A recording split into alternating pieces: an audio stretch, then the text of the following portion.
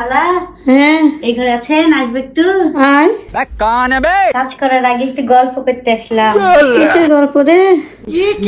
শুনেন, এই যে কালকে আপনার বাড়ি থেকে কাজ করে বাড়ি গেল না, মা ডাড্ডে রে না কি জানি বলছে, ওগুলা ছিল কালকে।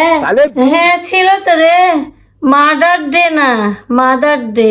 কেন কি হয়েছে? আরেকটা বাড়িতে কাজ করি, বেটার বউ শাশুড়িকে নিয়ে ছবি দিবে। হ্যাঁ, একটা ছবি খুঁজে পাচ্ছে না, ঘর ঝাড় দিতে ঢুকেছি, কাকে না কাকে ফোন দিচ্ছে, হ্যাঁ যে বিহার ছবিগুলো আছে আমার শাশুড়ির সাথে, দে না আমি পোস্ট করবে বলছে।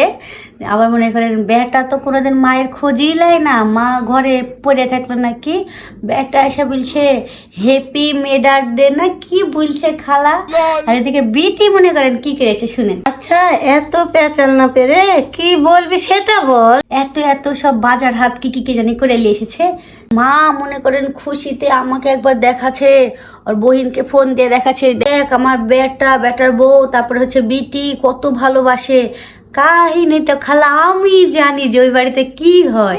মনে করেন দিন রাত 24 ঘন্টা বেটার বউ মনে করেন শাশুড়ির নামে বলতেই আছে, আর কানে ওর কানে ঢালতেই আছে, আবার শাশুড়ি ঢালছে বেটার বউর নামে।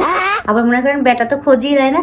বিটি কি করেছে শুনেন, বিটি তো মনে করেন এতগুলো জিনিসপত্র নিয়ে এসেছে, পরে শুনছি কি জানেন, যে মায়ের ব্যাগ থেকে টাকা চুরি করে নিয়ে যায়, কি ওগুলো কিনে লিখেছে মায়ের লেগে।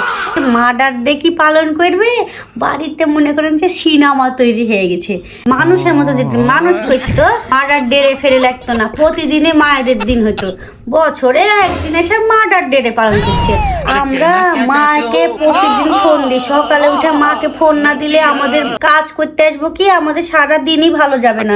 কি না জানি হয়ে গেছে, অযথা খালি পেঁচাল পারে। আপনার কাছে কোনো কথা বলে শান্তি নেই আমার, বুঝছেন খালা। আমার ভিডিও যদি আপনাদের ভালো লাগে তাহলে লাইক আর শেয়ার করে দিন, ঠিক আছে, আর কমেন্ট করেন।